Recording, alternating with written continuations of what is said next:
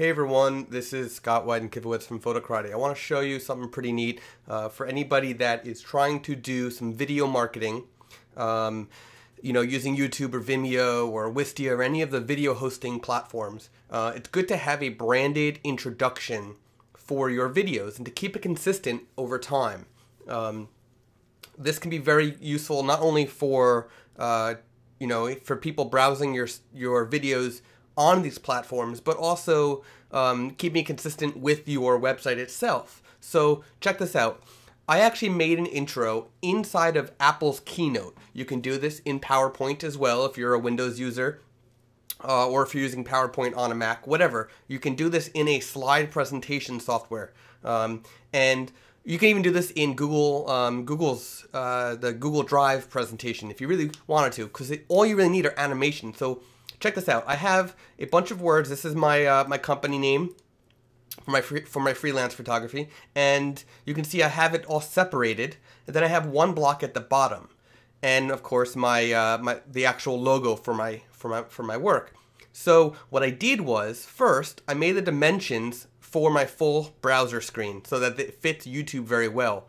And then what I did is I picked a background that I wanted. So my background is actually a leather background, and I tiled it. So you can see here, original, that's how big it actually is, but I tiled it. So it's a white leather background. Then what I did was I took the text, went to my transitions for individual transitions, and so what you can see here is what I did was I actually went to the built-in options, and I made it so that when the slide starts, that I will get a certain effect in 0.75 seconds, and right away it's gonna start right after the presentation starts, and then the next word, it's gonna go right after the first word, and so on and so forth. So I did that. I picked my effects that I wanted to do, and I actually had this idea for camera clicks to for the shutter sound effect to occur at the same time. Now you could do this in your presentation to actually have the sound effect go, but I want it to be very precise. So I'm actually going to show you how, after this is done and ready to go as far as the actual video portion of it, how I'm using my screencasting software, or you could use iMovie or any other video editing software to create the sound effects, to add the sound effects in the right places. So check this out. I got it all in place of where I wanted to. Let's do a full screen so you can see what it looks like. Now I'm in full screen. It's doing the presentation. It's only a few seconds long, and it's done. That's the intro for the videos. Then what you can do is go export, and you can go to QuickTime if you're in Keynote or whatever you're doing. Try to get it to a video file and put it to fixed timing, because I'm actually using the timing that I set in the presentation, and at the highest possible quality, and then export it. When you're done, you can bring it into ScreenFlow, or to iMovie. So here I am in ScreenFlow. This is what I used, and what I did was I have the video file here, and then I also added some sound effects.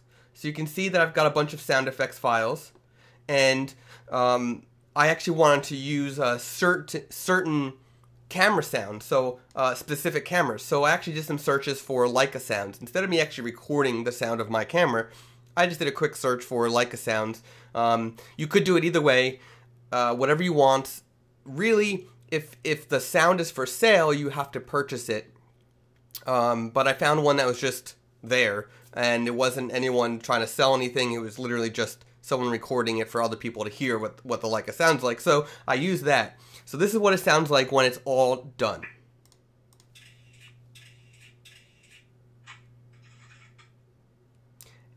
And then all I have to do is fine tune. I'm not sure if I like the sound where it gets to the little anvil drop here with my logo. That's actually a Hasselblad sound. I'm not sure if I like that as much, so I got to figure out what to do there. And then I'm going to do little popping sounds. I'm actually thinking maybe using my alien bees and recording the sound of my alien bees firing the flash pop. So, but there you go. That's how you can do, very simply, create a intro video for your video marketing. Very simple. Get to it and have fun. Thanks for watching.